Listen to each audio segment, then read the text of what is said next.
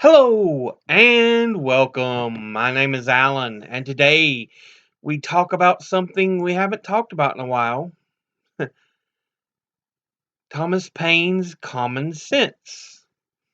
I've done the first two parts, but I haven't continued the series along. So today we continue with part 3, which is entitled Thoughts on the Present State of American Affairs. As always, we're going to read first and then go over this information. So here we go. In the following pages, I offer nothing more than simple facts, plain arguments, and common sense, and have no other preliminaries to settle with the reader than that he will divest himself of prejudice and prepossession, and suffer his reason and his feelings to determine for themselves that he will put on, or rather, that he will be not put off, the true character of a man, and generously enlarge his views beyond the present day. Volumes have been written on the subject of the struggle between England and America. Men of all ranks have embarked in the controversy from different motives and with various designs, but all have been ineffectual, and the period of debate is closed. Arms as the last resource decide the contest. The appeal was the choice of the king, and the continent has accepted the challenge. It hath been reported of the late Mr. Pelham, who, though an able minister, was not without his faults, that on his being attacked in the House of Commons on the score that his measures were only of a temporary kind, replied, "They will last my time." Should a thought so fatal and unmanly possess the colonies in the present contest, in the name of ancestors will be the name of ancestors will be remembered by future generations with detestation. The sun never shined on a cause of greater worth. 'Tis not the affair of a city, a county, a province, or a kingdom, but of a continent, of at least 1/8 of the habitable globe. 'Tis not the concern of a day, of a year, or an age. Posterity are virtually involved in the contest, and will be more or less affected, even to the end of time, by the proceedings now. Now is the seed time of the Continental Union, faith and honor. The least fracture now will be like a name engraved with the point of a pen on the tender rind of a young oak. The wound would enlarge with the tree, and posterity read it in full-grown characters. By referring the matter from argument to arms, a new era of politics is struck. A new method of thinking hath arisen.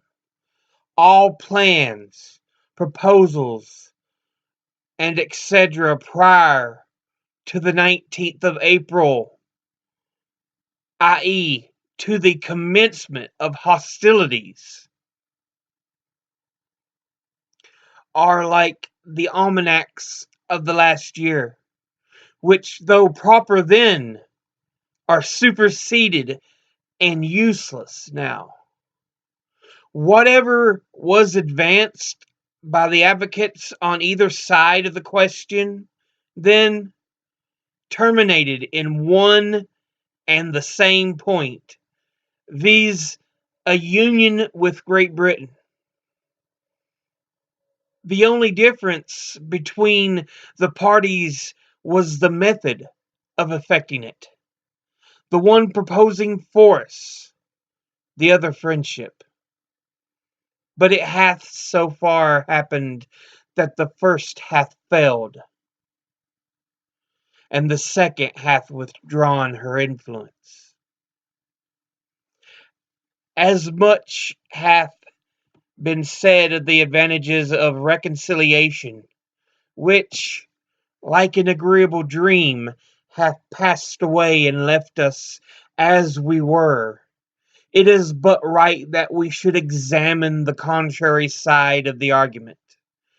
Then inquire into some of the many material injuries which these colonies sustain, and always will sustain, by being connected with and dependent on Great Britain.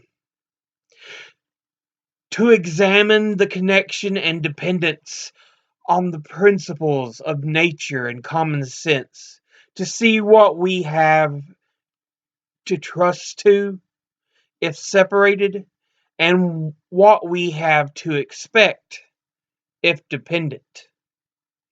I have heard it asserted by some that as America has flourished under her former connection with Great Britain, the same connection is necessary towards her future happiness, and will always have the same effect.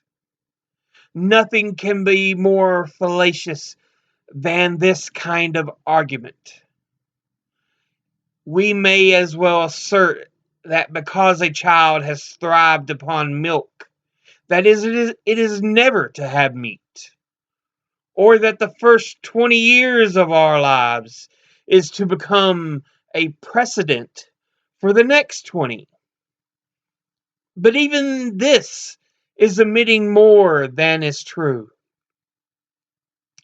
For I answer roundly that America would have flourished as much, and probably much more, had no European power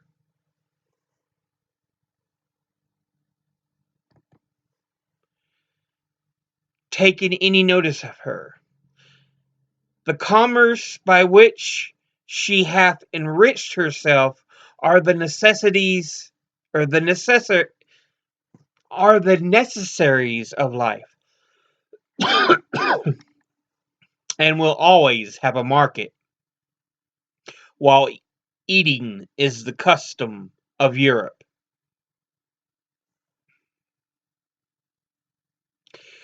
But she has protected us, some say.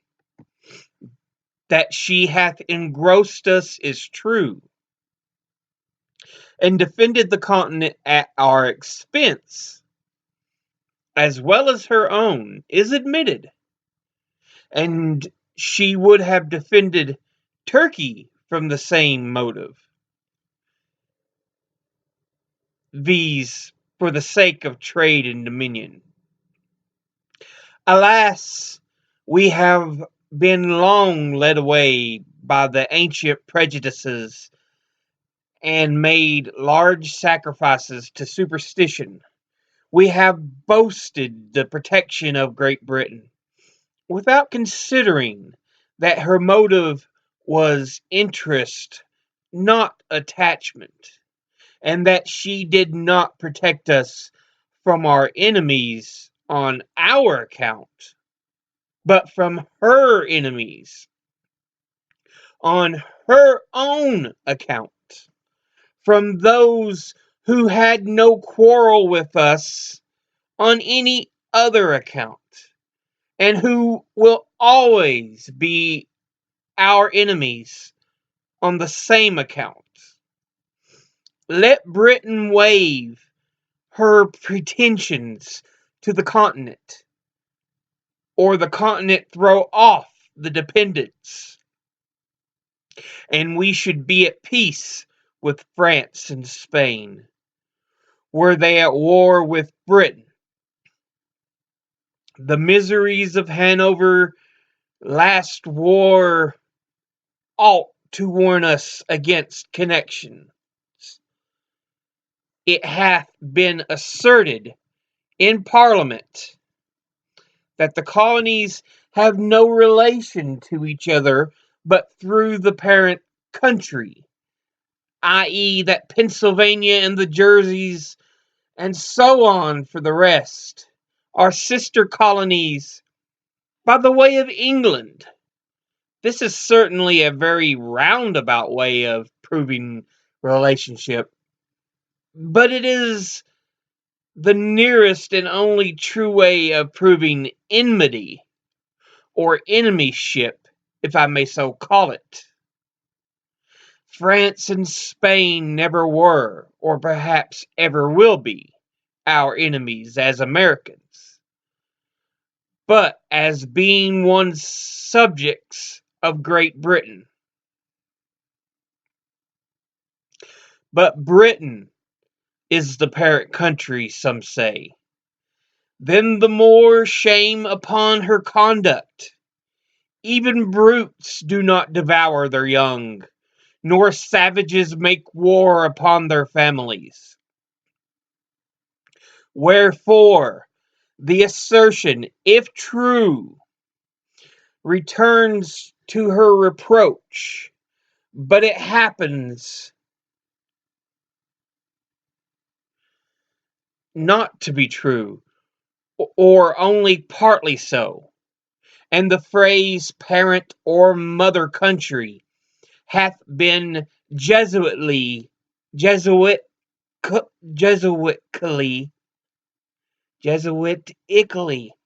whatever, adopted by the king and his parasites, with a low papistical design of gaining an unfair bias on the credulous weakness of our minds. Europe, and not England, is the parent country of America. This new world hath been the asylum for the persecuted lovers of civil and religious liberty from every part of Europe. Hither have they fled, not from the tender embraces of the mother, but from the cruelty of the monster. And it is so far true of England, that the same tyranny which drove the first immigrants from home pursues their descendants still in this extensive quarter of the globe. We forget the narrow limits of 360 miles, the extent of England, and carry our friendship on a larger scale. We claim brotherhood with every European Christian, and triumph in the generosity of the sentiment. It is pleasant to observe by what regular graduations we surmount the force of local prejudices as we enlarge our acquaintance with the world. A man born in any town in England divided into parishes will naturally associate most with his fellow parishioners, because their interest in many cases will be common, and distinguish him by the name of neighbor, if he meet him but a few miles from home, he drops the narrow idea of a street and salutes him by the name of townsman. If you travel out of the county and meet him in any other, he forgets the minor divisions of street and town and calls him countryman, i.e., countyman. But if in their foreign excursions they would associate in France or any other part of Europe, their local remembrance would be enlarged into that of Englishmen.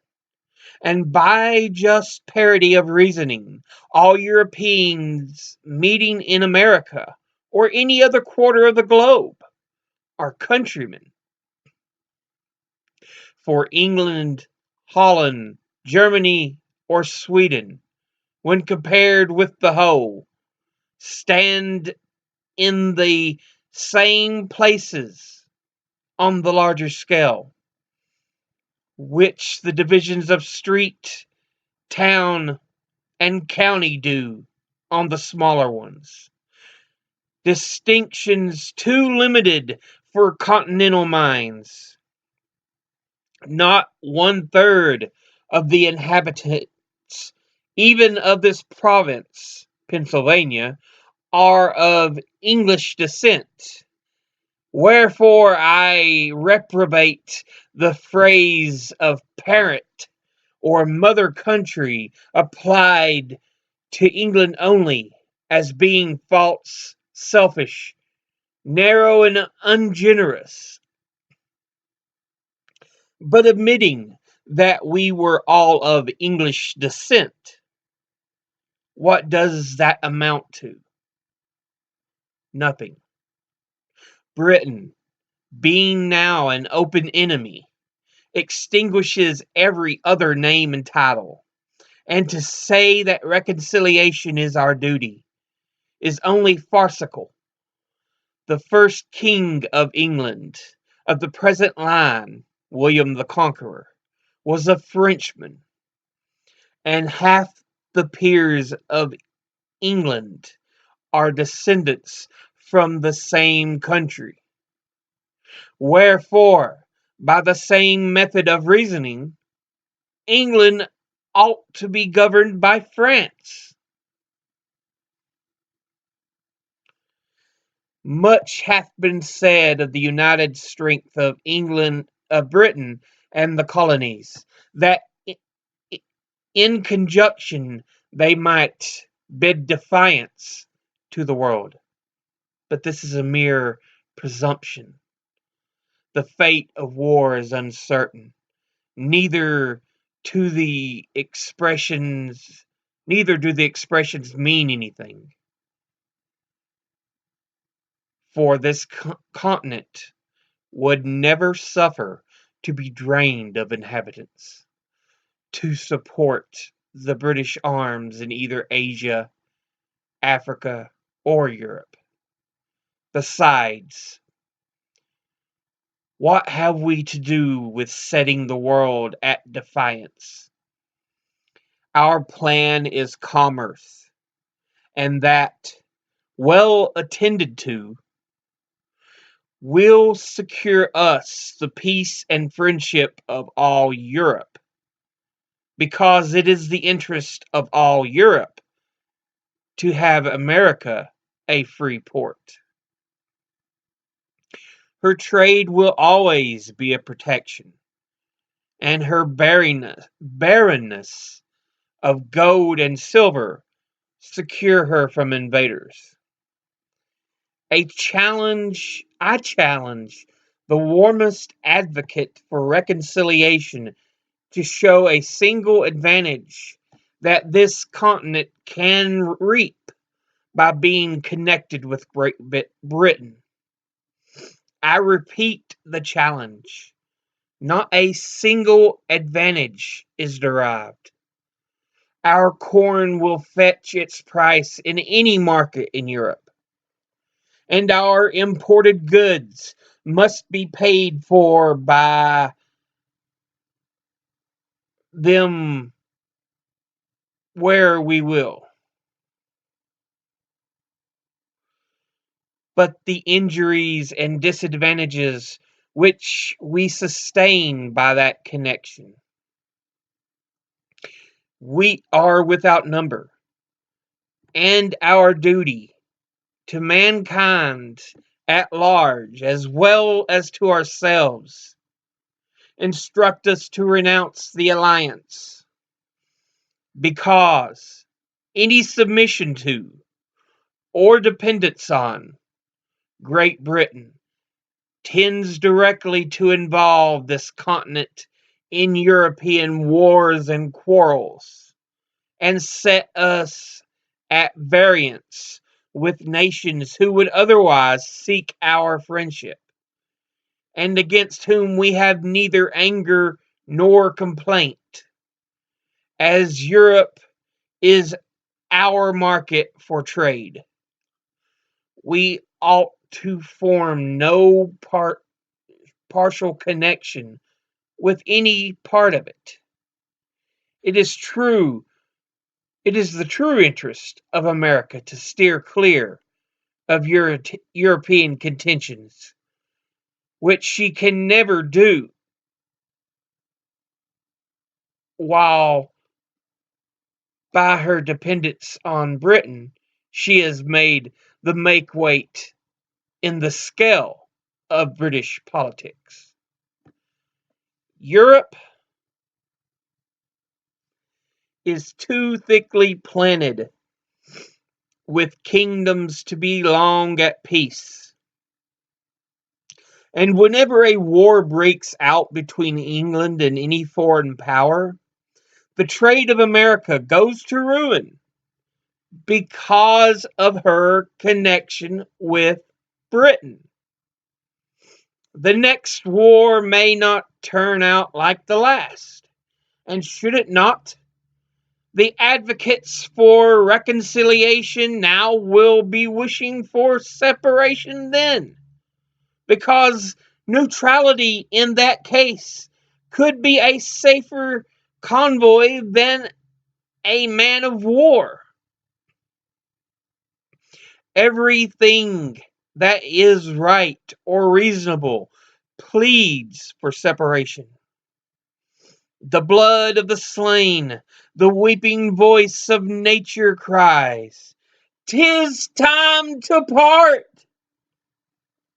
Even the distance at which the Almighty hath placed England and America is a strong and natural proof that the authority of the one over the other was never the design of heaven. The time, likewise, at which the continent was discovered adds weight to the argument, and the manner in which it was peopled increases the force of it.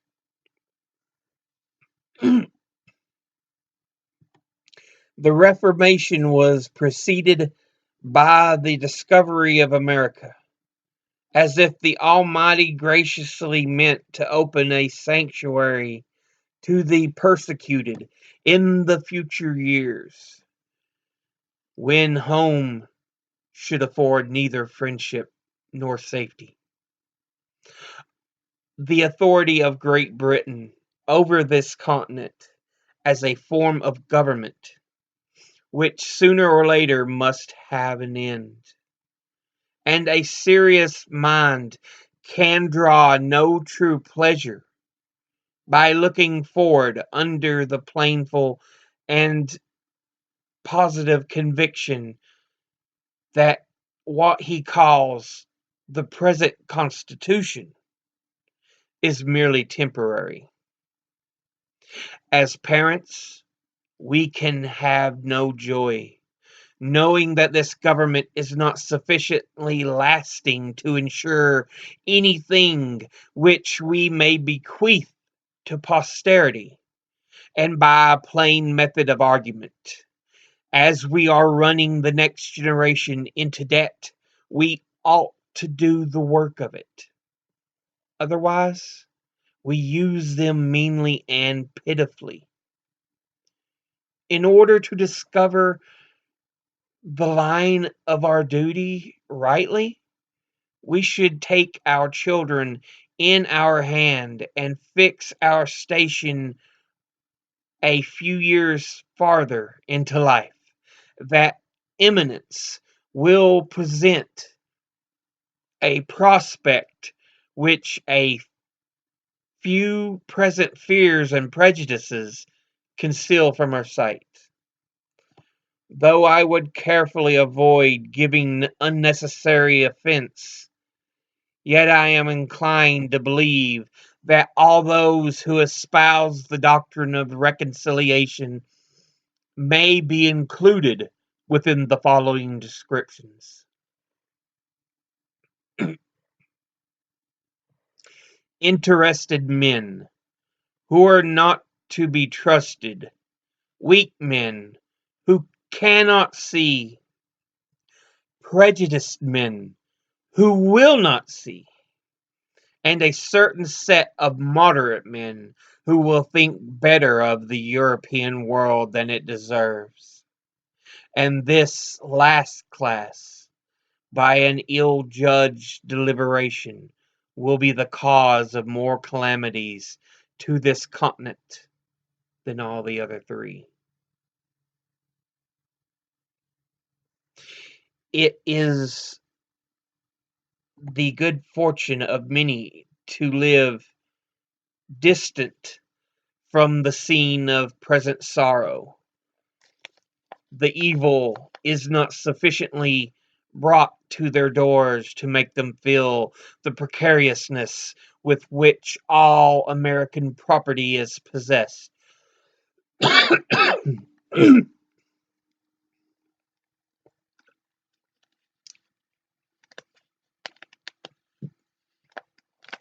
But let our imaginations transport us a few moments to Boston. That seat of wretchedness will teach us wisdom, and instruct us forever to renounce a power in whom we can have no trust. The inhabitants of that unfortunate city, who but a few months ago were in ease and affluence, have now no other alternative than to stay and starve, or turn out to beg. Endangered by the fire of their friends if they continue within the city, and plundered by the soldiery if they leave it. In their present situation, they are prisoners without the hope of redemption. And in a general attack for their relief, they would be exposed to the fury of both armies. Men of passive tempers look somewhat lightly over the offences of Great Britain, and still hoping for the best, are apt to call out, "Come, come, we shall be friends again for all this." But examine the passions and feelings of mankind. Bring the doctrine of reconciliation to the touchstone of nature, and then tell me whether you can hereafter love, honor, and faithfully serve the power that hath carried fire and sword into your land. If you cannot do all these, then you are only deceiving yourselves, and by your delay bringing ruin upon your posterity. Your future connection with Britain, whom you can neither love nor honor, will be forced and unnatural, and being formed only on the plan of present convenience, will in a little time fall into a relapse more wretched than the first. But if you say you can still pass the violations over, then I ask, hath your house been burnt? Hath your property been destroyed before your face? Are your wife and children destitute of a bed to lie on, or bread to live on? Have you lost a parent or child by their hands, and yourself the ruined and wretched survivor? If you have not, then you are not a judge of those who have. But if you have, and you can still shake hands with the murderers, then you are unworthy the name of husband, father, friend, or lover, or whatever may be your rank or title in life. You have the heart of a coward and the spirit of a sycophant. This is not inflaming or exaggerating matters, but trying them by the feelings and affections which nature justifies, and without which we should be incapable of discharging the social duties of life, or enjoying the felicities of it. I mean not to exhibit horror for the purpose of provoking revenge, but to awaken us from the fatal and unmanly slumbers, that we may pursue determinately some fixed object. 'Tis not the power of Britain or of Europe to conquer America, if she doth not conquer herself by delay and timidity. The present winter is worth an age if rightly employed, but if lost or neglected, the whole continent will partake of the misfortune, and there is no punishment with which that man doth not deserve, he be he who or what or where he will, that may be the means of sacrificing a season so precarious and useful.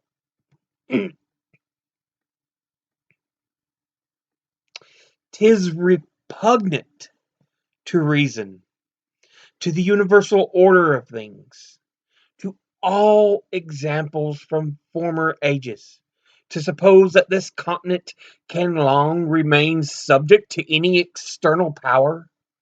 The most sanguine of the most sanguine in Britain doth not think so. The utmost stretch of human wisdom cannot, at this time, compass a plan short of separation, which can promise the continent even a year's security. Reconciliation is now a fallacious dream. Nature, nature hath des- deserted the connection, and art cannot supply her place. For as Milton wisely expresses, never can true reconcilement grow where wounds of deadly hate have pierced so deep. Every quiet method for peace hath been ineffectual. Our prayers have been rejected with disdain, and hath tended to convince us that nothing flatters vanity or confirms obstinacy in kings more than repeated petitioning, and nothing hath contributed more than that very measure to make the kings of Europe absolute. Witness Denmark and Sweden. Wherefore, since nothing but blows will do, for God's sake, let us come to a final separation, and not leave the next generation to be cutting throats under the violated, unmeaning names of parent and child. To say they will never attempt it again is idle and visionary. We thought so at the repeal of the Stamp Act. Yet a year or two undeceived us. As well may we suppose that nations which have been once defeated will never renew the quarrel.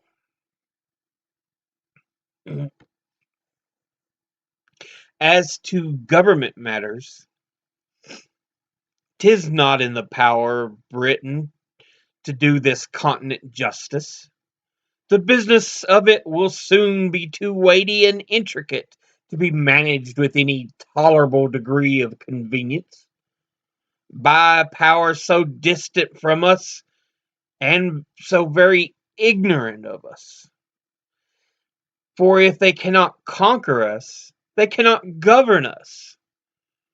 To be always running 3 or 4 thousand miles with a tell or a petition, waiting 4 or 5 months for an answer, which, when obtained, requires 5 or 6 more to explain it in, will a few years be looked upon as folly and childish?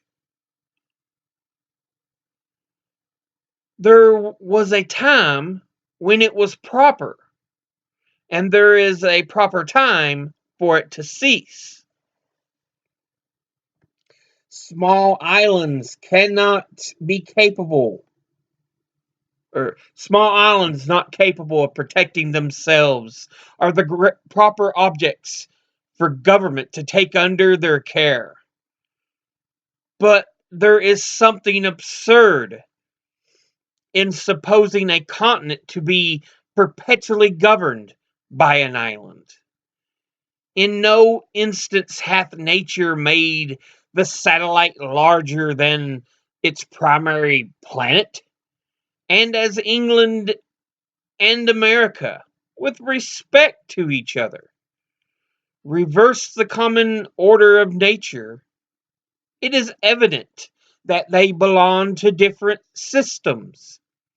England to Europe, America to itself. I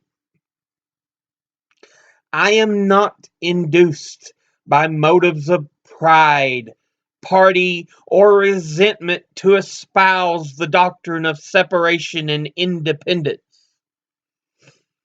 I am clearly, positively, and conscientiously persuaded that it is the true interest of this continent to be so.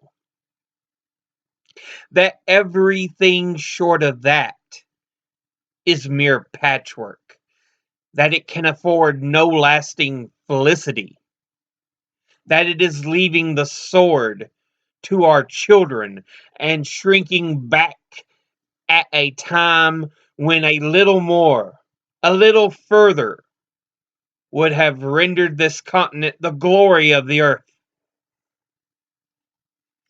As Britain hath not manifested the least inclination towards a compromise, we may be assured that no terms can be obtained worthy the acceptance of the continent, or any ways equal to the expense of blood and treasure we have been already put to. The object contended for always to bear some just proportion to the expense. The removal of North, or the whole detestable junto, is a matter worthy the millions we have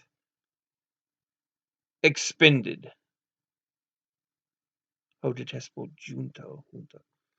A temporary stoppage of trade was an inconvenience, which would have sufficiently balanced the repeal of all the acts complained of, had such repeals been obtained. But if the whole continent must take up arms, if every man must be a soldier, 'tis scarcely worth our time, or worth our while, to fight against a contemptible ministry only. Dearly, dearly do we pay for the repeal of the acts, if that is all we fight for. For in a just estimation 'tis as great a folly to pay a Bunker Hill price for law as for land. As I have always considered the independency of this continent as an event which sooner or later must arrive, so from the late rapid progress of the continent to maturity, the event cannot be far off.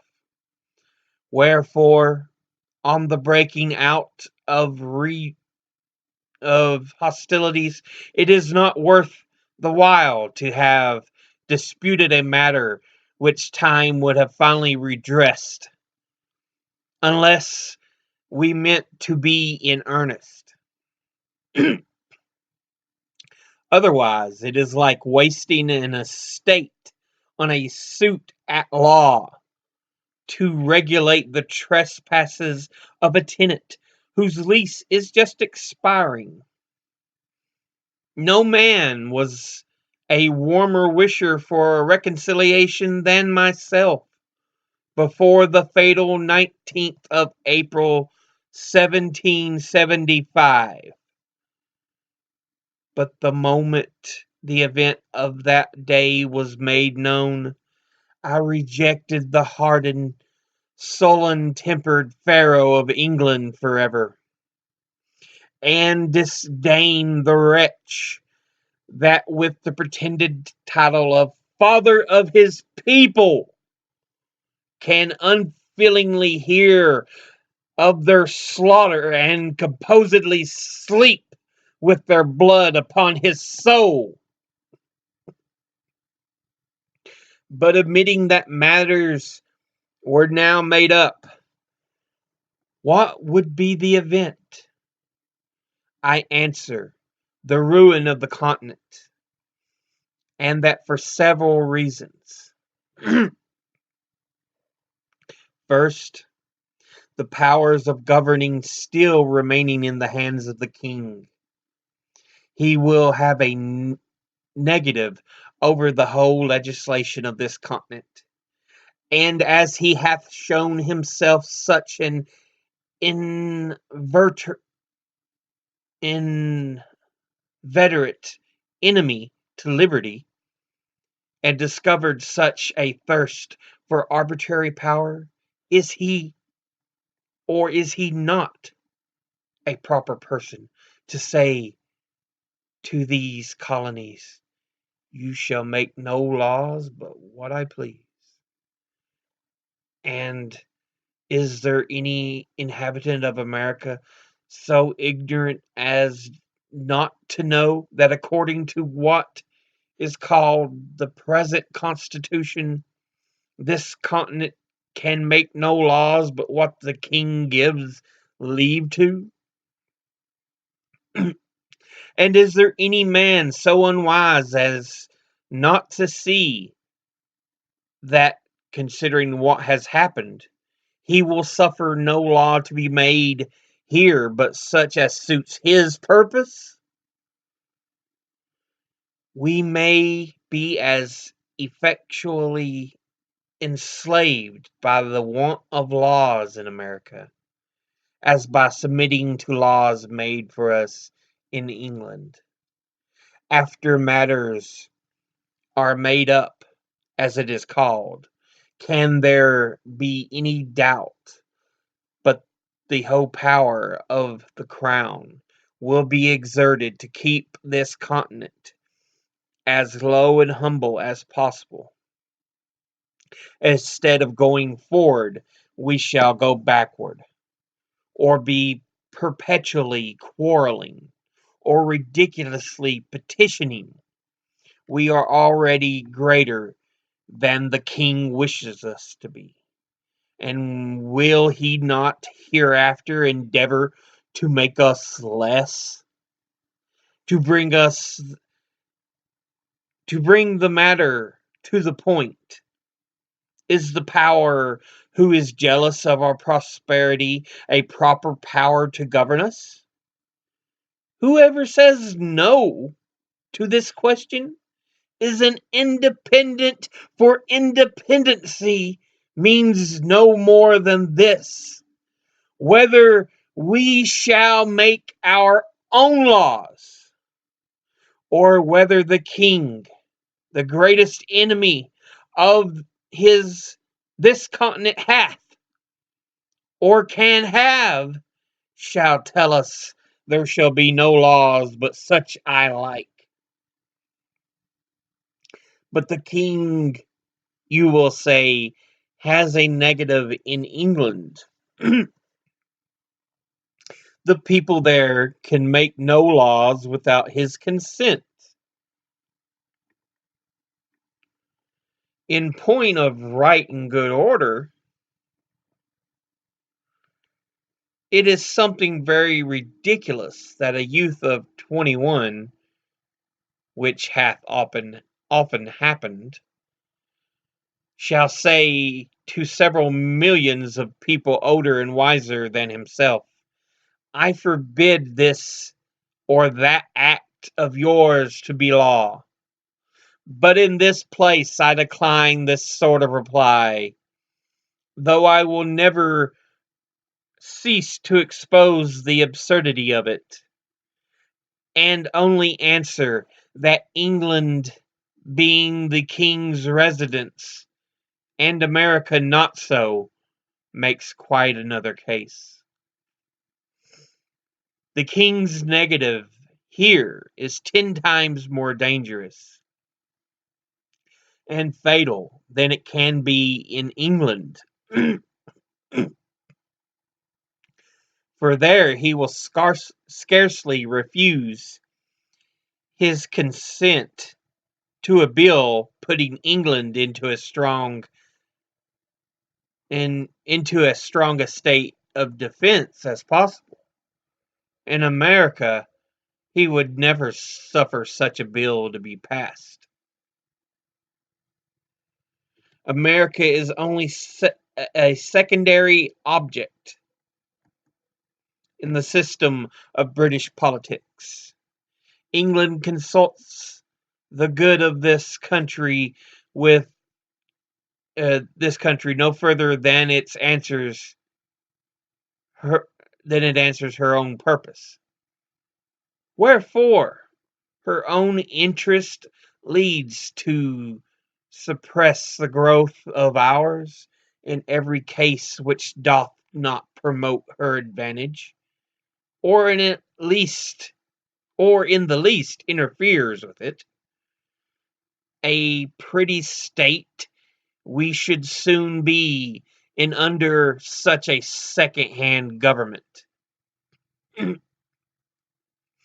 Considering what has happened, men do not change from enemies to friends by the alteration of a name, and in order to show that reconciliation now is a dangerous doctrine, I affirm that it would be policy in the king at this time to repeal the acts for the sake of reinstating himself in the government of the provinces, in order that he may accomplish by craft and subtlety in the long run what he cannot do by force and violence in the short one. Reconciliation and ruin are nearly related. Secondly, that as even the best terms which we can expect to obtain can amount to no more than a temporary expedient, or a kind of government by guardianship, which can no longer last no longer than till the colonies come of age. So the general face and state of things in the interim will be unsettled and unpromising. Immigrants of property will not choose to come to a country whose form of government hangs but by a thread, and who is every day tottering on the brink of commotion and disturbance. And numbers of the present inhabitants would lay hold of the interval to dispose of their effects and quit the continent.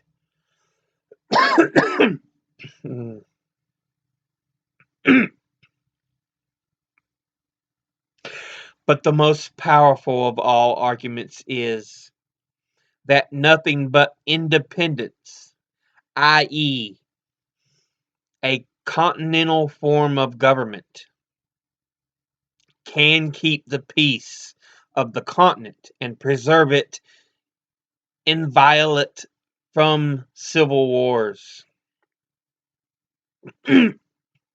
I dread the event of a reconciliation with Britain now,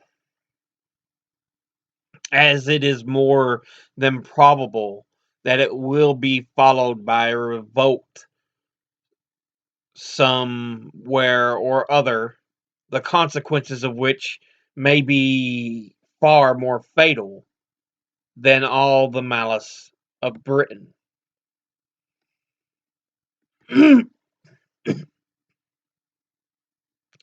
Thousands are already ruined by British barbarity. Thousands more will probably suffer the same fate. Those men have other feelings than us who have nothing suffered. All now, all they now possess is liberty that they before enjoyed is sacrificed to its service. And having nothing more to lose, they disdain submission. Besides, the general temper of the colonies towards a British government will be like that of a youth who is nearly out of his time. They will care very little about her. And a government which cannot preserve the peace is no government at all. And in that case, we pay our money for nothing, and pray that it is that Britain can do, whose power will be wholly on paper, should a civil tumult break out the very day after reconciliation. I have heard some men say, many of whom I believe spoke without thinking, that they dreaded an independence, fearing that it would produce civil wars. It is but seldom that our first thoughts are truly correct, and that it is the case here. For there is 10 times more to dread from a patched up connection than from independence. I make the sufferer's case my own, and I protest that were I driven from house and home, my property destroyed, and my circumstances ruined, that as a man sensible of injuries, I could never relish the doctrine of reconciliation, or consider myself bound thereby. The colonies have manifested such a spirit of good order and obedience to continental government as is sufficient to make every reasonable person easy and happy on that head. No man can assign the least pretense for his fears on any other grounds than such as are truly childish and ridiculous, viz., that one colony will be striving for superiority over another. Where there are no distinctions, there can be no superiority. Perfect equality affords no temptation. The republics of Europe are all, and we may say always, in peace. Holland and Switzerland are without wars, foreign or domestic. Monarchical governments, it is true, are never long at rest. The crown itself is a temptation to enterprising ruffians at home, and that degree of pride and insolence ever attendant on regal authority swells into a rupture with foreign powers in instances where a republican government, by being formed on more natural principles, would negotiate the mistake. If there is any true cause of fear respecting independence, it is because no plan is yet laid down. Men do not see their way out. Wherefore is an opening that business I offer the following hints, at the same time modestly affirming that I have no other opinion of them myself than that they may be means of giving rise to something better. Could the straggling thoughts of individuals be collected, they could frequently form materials for wise and able men to improve into useful matter. For let the assemblies be annual, with the president only, the representation more equal, their business wholly domestic, and subject to the authority of a continental congress. Let each colony be divided into 6, 8, or 10 convenient districts, each district to send a proper number of delegates to Congress, so that each colony send at least 30. The whole number in Congress will be at least 390. Each Congress to sit and to choose a president by the following method. When the delegates are met, let a colony be taken from the whole 13 colonies by lot, after which let the Congress choose by ballot a president from out of the delegates of that province. In the next Congress, Let a colony be taken by lot from 12 only, omitting that colony from which the president was taken in the former Congress, and so proceeding on till the whole 13 shall have had their proper rotation. And in order that nothing may pass into law but what is satisfactorily just, not less than 3/5 of the Congress to be called a majority. He that will promote discord under a government so equally formed as this would have joined Lucifer in his revolt. But as is a peculiar delicacy from whom or in what manner this business must first arise, and as it seems most agreeable and consistent that it should come from some intermediate body between the governed and the governors, that is, between the Congress and the people, let a continental conference be held in the following manner, and for the following purpose. A committee of 26 members of Congress, viz., 2 for each colony,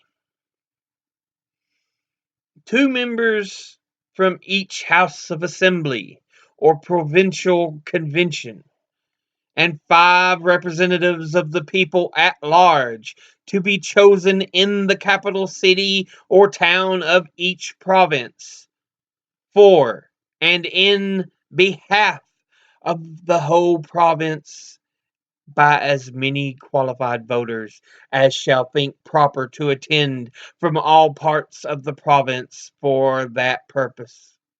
Or, if more convenient, the representatives may be chosen in 2 or 3 of the most populous parts thereof.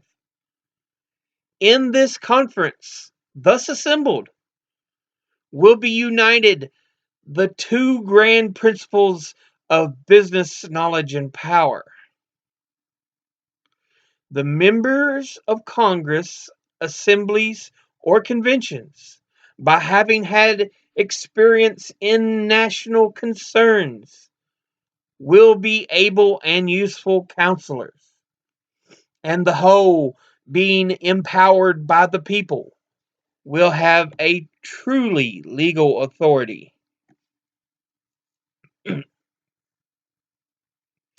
The conferring members being met, let their business be to frame a continental charter, or charter of the United Colonies, answering to what is called the Magna Charta of England, fixing the number and manner of choosing members of Congress, members of Assembly, with their date of sitting, and drawing the line of business and jurisdiction between them, always remembering that our strength is exercise of religion, according to the dictates of conscience, with such other matter as it is necessary for a charter to contain.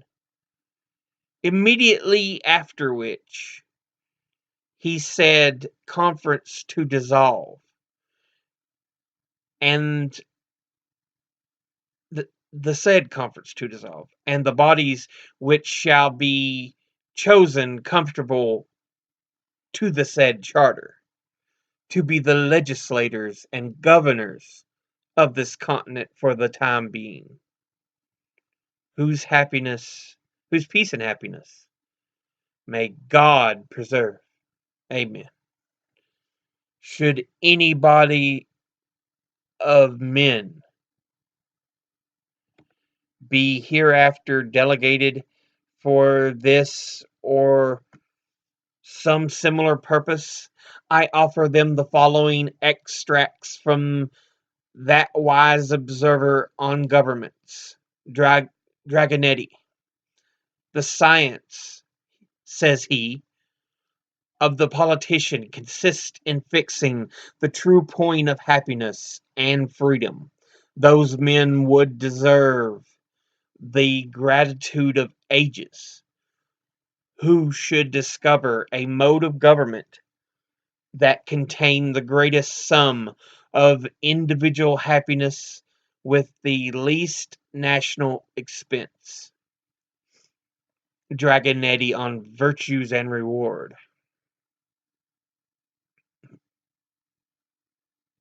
But where, may some, is the King of America? I'll tell you, friend. He reigns above, and doth not make havoc for mankind like the royal brute of Great Britain.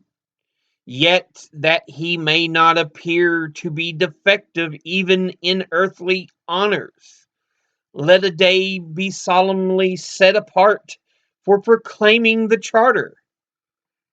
Let it be brought forth, placed on the divine law of the word of God. Let a crown be placed thereon by which the world may know that so far we approve of monarchy, that in America the law is king. For as in absolute governments the king is law, so in free countries the law ought to be king, and there ought to be no other. But lest any ill should arise, or should afterwards arise, let the crown at the conclusion of the ceremony be demolished and scattered among the people whose right it is. A government of our own is a natural right.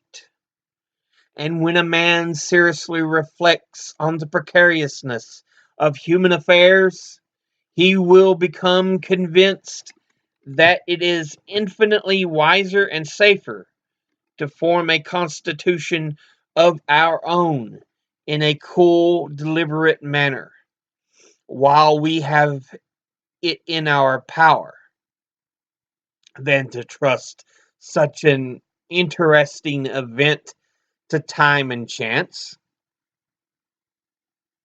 If we omit it now, some Massanello may hear Massanello or Massaneo, I'm not sure, may hereafter arise, who, laying hold of popular disquietudes, may collect together the desperate and the discontented, and by assuming to themselves the powers of government, finally sweep away the liberties of the continent like a deluge. Should the government of America return again into the hands of Britain, the tottering situation of things will be a temptation for some desperate adventurer to try his fortune. And in such a case, that what relief can Britain give? Ere she could not hear the news, the fatal business might be done, and ourselves suffering like the wretched Britons under the oppression of the conqueror. Ye that oppose independence now, ye know not what ye do. Ye are opening the door to eternal tyranny by keeping vacant the seat of government. There are thousands and tens of thousands who would think it glorious to expel from the continent that barbarous and hellish power which hath stirred up the Indians and the Negroes to destroy us. The cruelty hath a double guilt. It is dealing brutally by us and treacherously by them.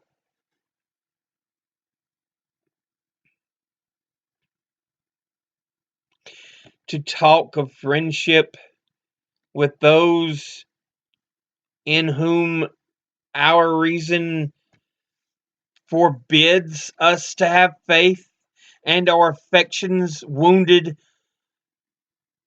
through 1,000 pores instruct us to detest is madness and folly. Every day wears out the little remains of kindred between us and them. And can there be reason to hope that as the relationship expires, the affection will increase? Or that we shall agree better when we have 10 times more and greater concerns to quarrel over than ever?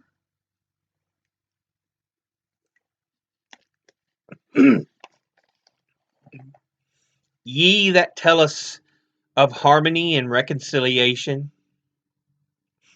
can ye restore to us the time that is past? Can ye give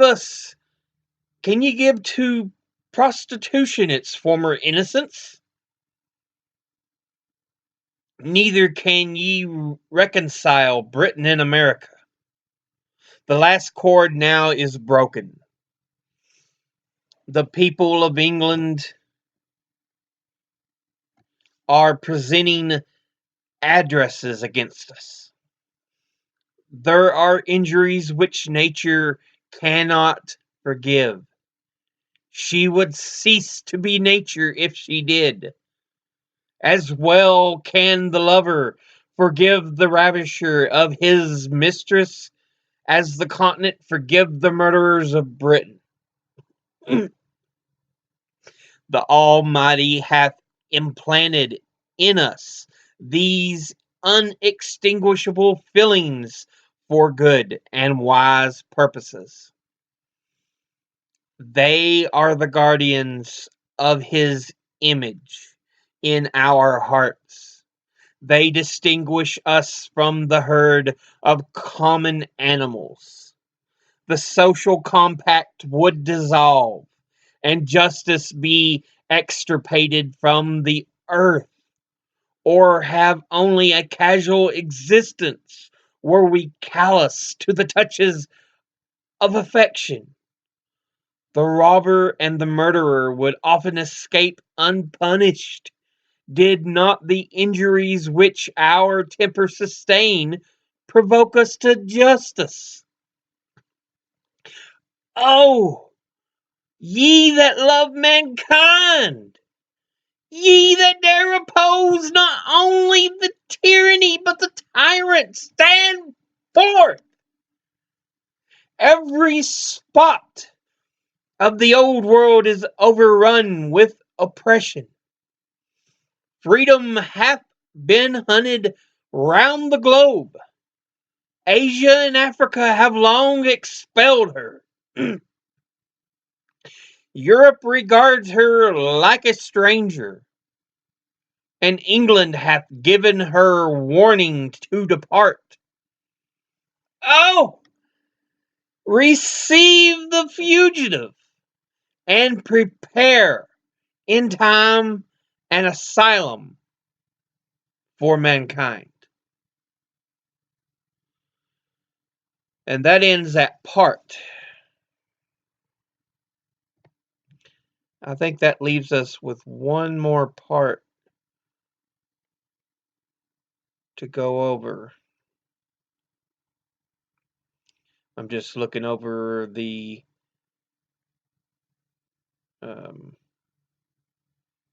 rest of the pamphlet. So yeah, I think that leaves us one last part. Well, there's an appendix to common sense.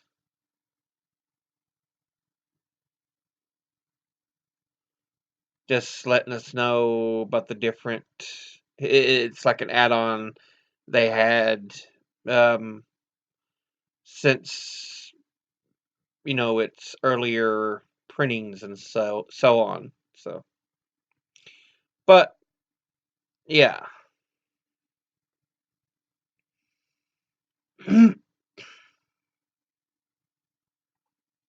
So let me get back to the top of this portion here so we can go over what he has in essence said. And I'm scrolling on up, and I'm scrolling on up, and I'm scrolling on up. This is the forever last part. Okay. Thoughts on the present state of American affairs. So this portion is more talking about, we have suffered issues and grievances, and yet the king and parliament do not care. In the previous two sections, he states why he thinks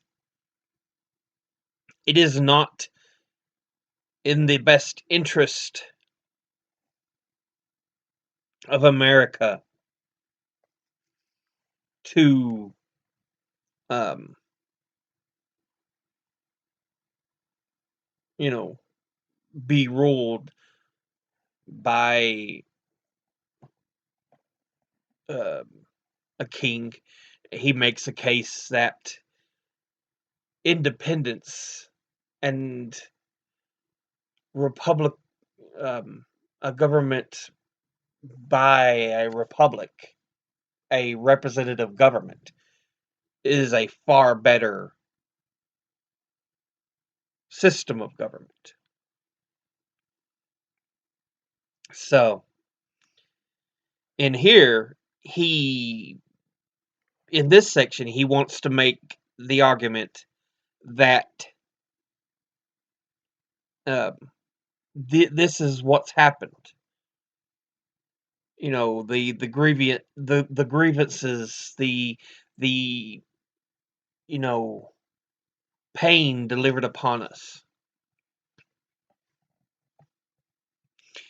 He talks about the city and the county. We are all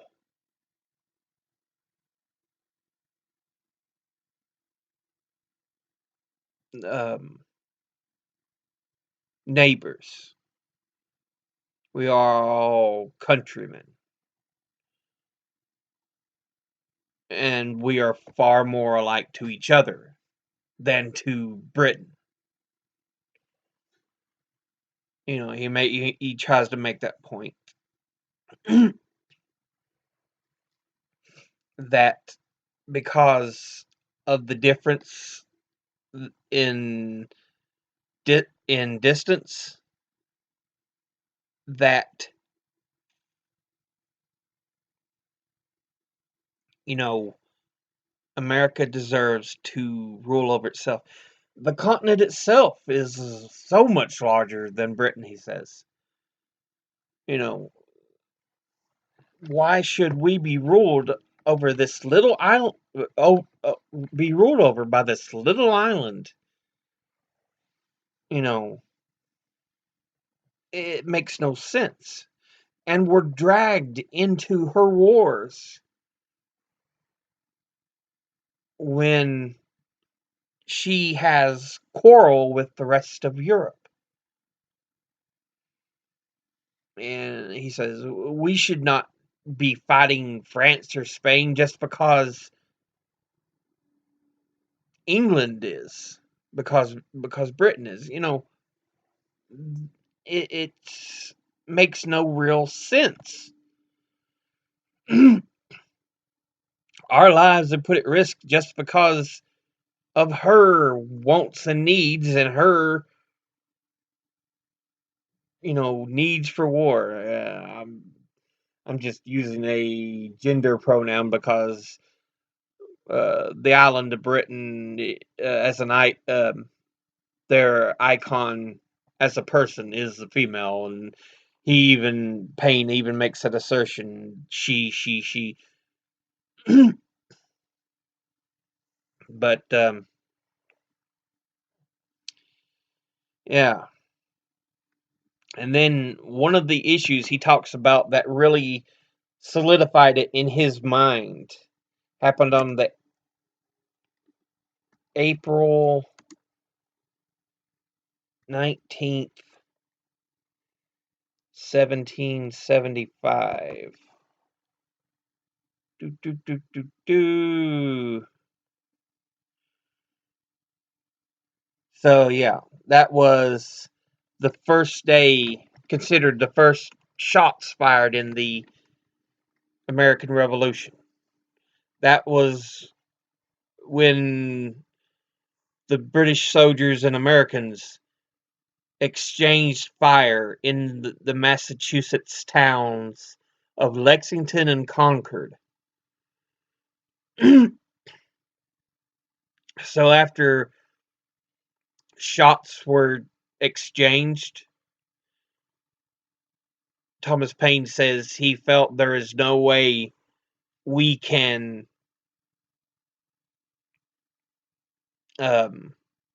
continue as citizens of Britain.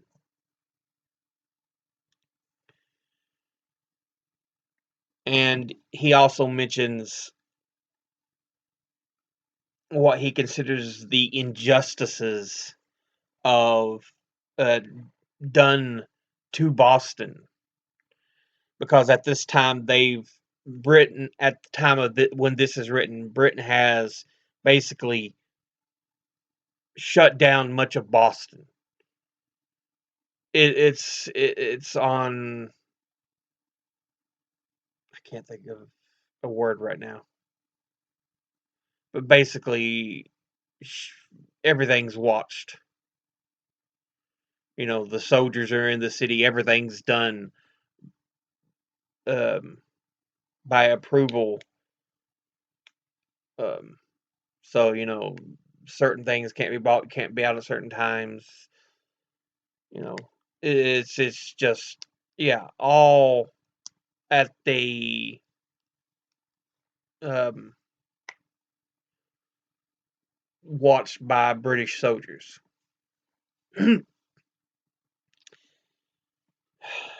So yeah, and he talks about America should be having the right to run its own markets and everything.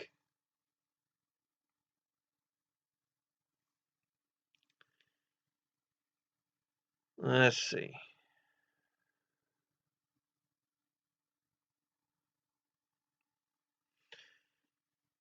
He mentions, you know Bunker Hill,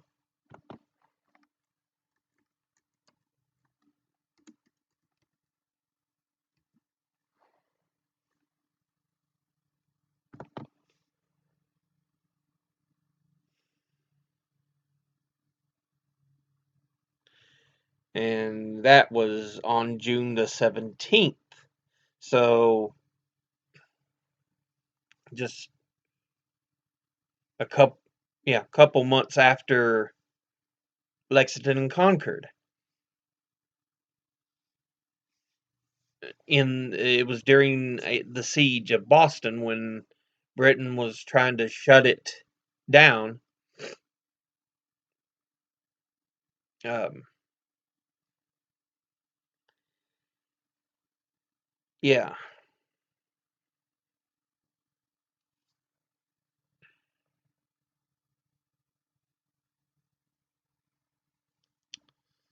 So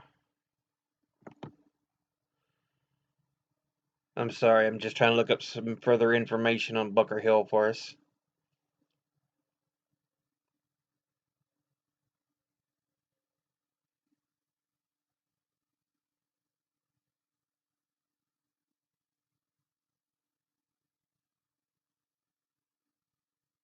So yeah, it was just one of the hills in an attempt to defend Boston, which, like I said, the British did end up taking the city over.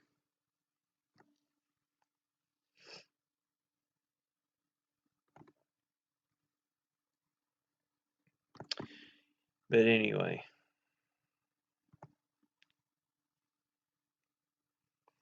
What else? And again, he points out, you know, representative governments are far more. Makes the case, it's far more trustworthy to have a representative government than a monarchy, and points out countries like Sweden and um, Switzerland.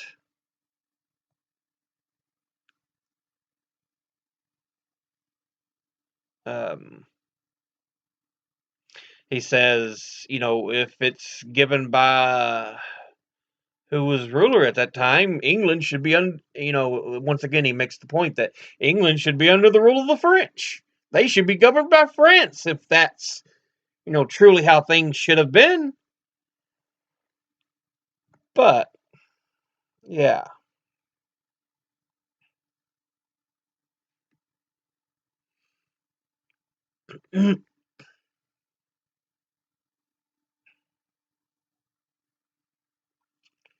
And he talks about Europe having so many kingdoms.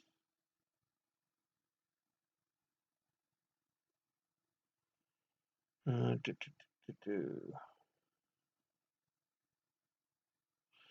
He talks about those who want reconciliation as a big part of this section. You know, he talks there's some who want reconciliation with Britain that shall protect us. He makes the points. Interested men who are not to be trusted, weak men who cannot see, and prejudiced men who will not see. And then there's a certain set of moderate men who think better of the European world than it deserves. It is that last one,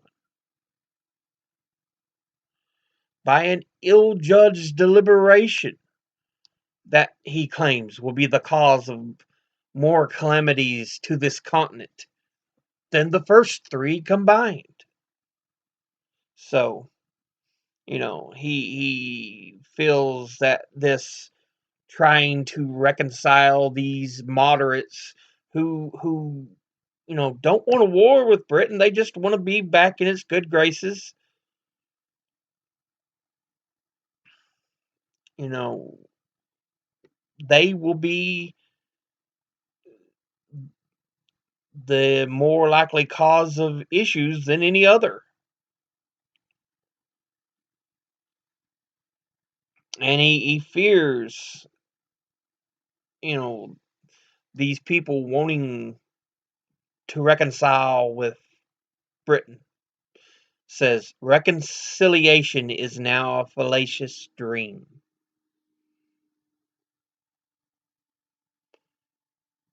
And he says, for as Wilton wisely expresses, never can true reconcilement grow where wounds of deadly hate have pierced so deep.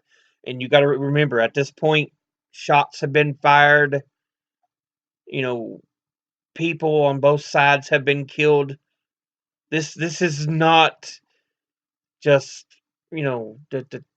we've already been through the these acts that they felt were repugnant, but that were just you know acts upon their freedoms and stuff. At this point now, people are being killed. People are dying.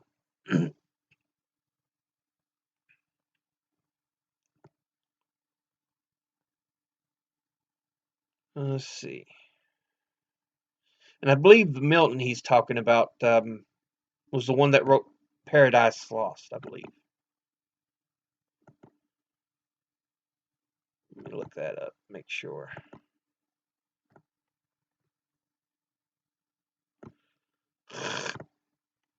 There we go. Milton. If I can type. Yeah.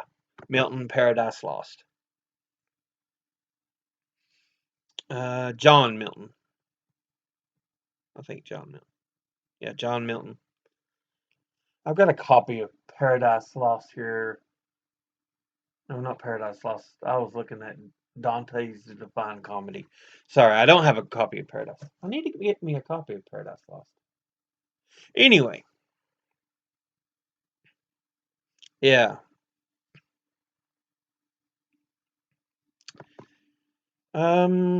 Let's see, what else do we kind of want to point to here?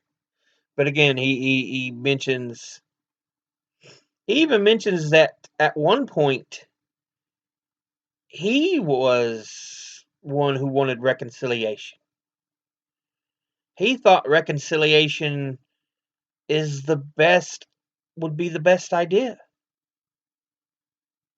And then he says when the 19th of April happened, no man was a warmer wisher for reconciliation than myself before the fatal 19th of April 1775. But the moment of the event that day had what but the moment of that event but the moment the event of that day was made known, I rejected the hardened, sullen-tempered Pharaoh of England forever, and disdained the wretch that hath that with the pretended title of father of his people can unfeelingly hear of their slaughter and composedly sleep with their blood upon his soul. So yeah, basically, saying April 17th or April 19th, 1775 changed his mind. And saying that the king was just a wretched individual, especially, claiming he's there to defend them, but soundly sleep while they're being slaughtered.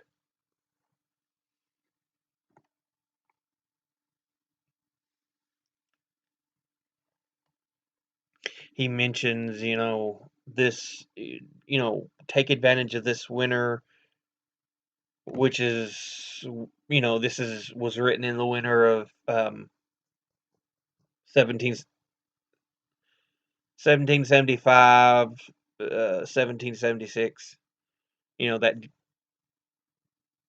December, January, February point into early March.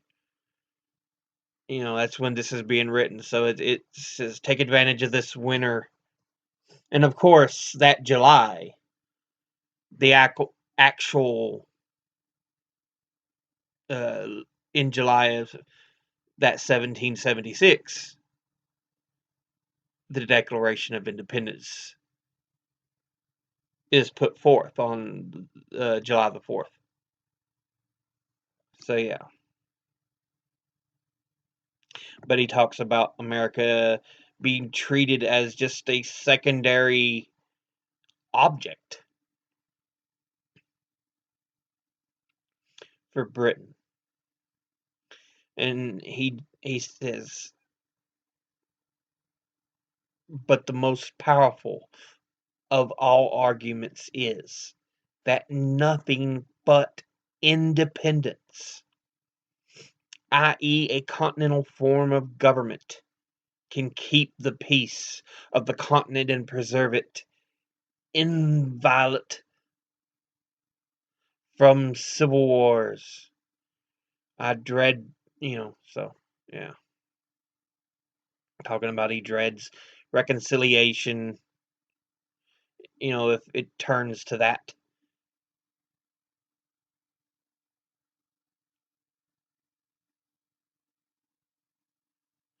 And then he goes into talking about how a representative government should function, suggesting how the colonies should put forth delegates, representatives, how there should be, conventions, how each state should have a moment in picking a president.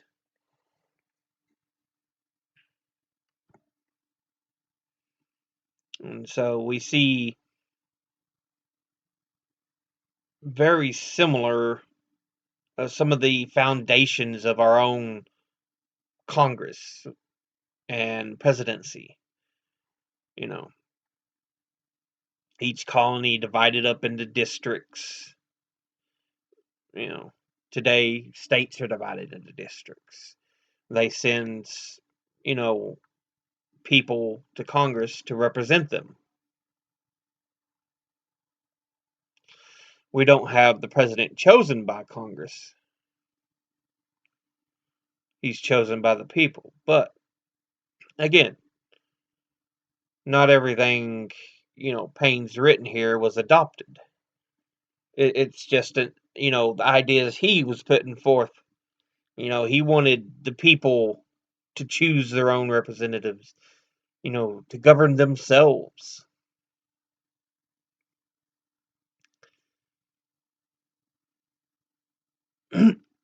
Then we come down here. The conferring members being met, let their business be to frame a continental charter or charter of the United Colonies, answering to what is called the Magna Charta of England, fixing the number and manner of choosing members of Congress, members of Assembly, with their date of sitting and drawing the line of business and jurisdiction between them. Always remembering that our strength is continental, not provincial. So again, our government, let's make a charter, which I believe was originally the Articles of Confederation. 1790 something, I think we went to the Declaration or the Constitution. But yeah, the Articles of Confederation was kind of weak. It gave a lot of strength to the states, but it proved that the central government was a little too weak. So yeah. Then he tries to again make the inference that only God can really rule as a king over the continent. Which Thomas Paine, he was Christian. He talked about the religious should be allowed, freedom to, exercise their religions.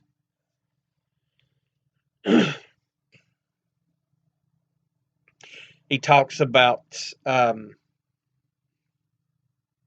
British stirring up Indians and the Negroes to destroy us. Of course, um, Britain basically wanted to, in many instances, would side with the natives. Say, you can't go beyond this point.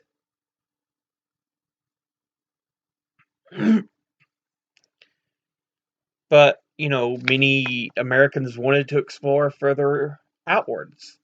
And the British said, no, no. And so often, he's claiming it's a stirring up of Indians against them. And of course, they're claiming they also stirred up slaves to revolt against them.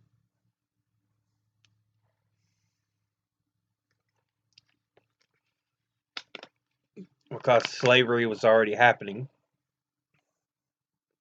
You know, it had been well entrenched for a while at this point.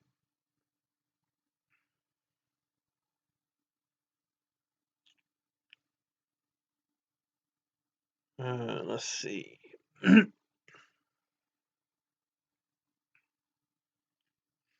But yeah, he at the end makes um, a plea. You know, stand if you um,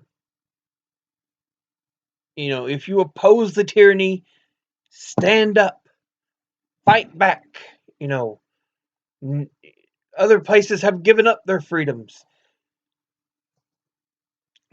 Uh, Europe, with its kingdoms, treats freedom like a stranger. And England has given her warning to go, to depart. And he says, "Oh, receive the fugitive and prepare in time an asylum for mankind." Again, you know, trying to make the case America should be a land of the free, which was kind of ridiculous despite the fact, you know, we had slaves. But, yeah.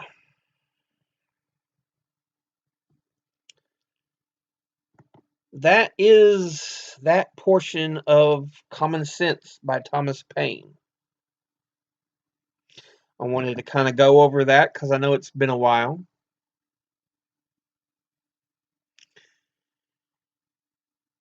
So, as always, educate thyself, think, read, study, learn. I'll see you all in the next video. But until then, so we're out.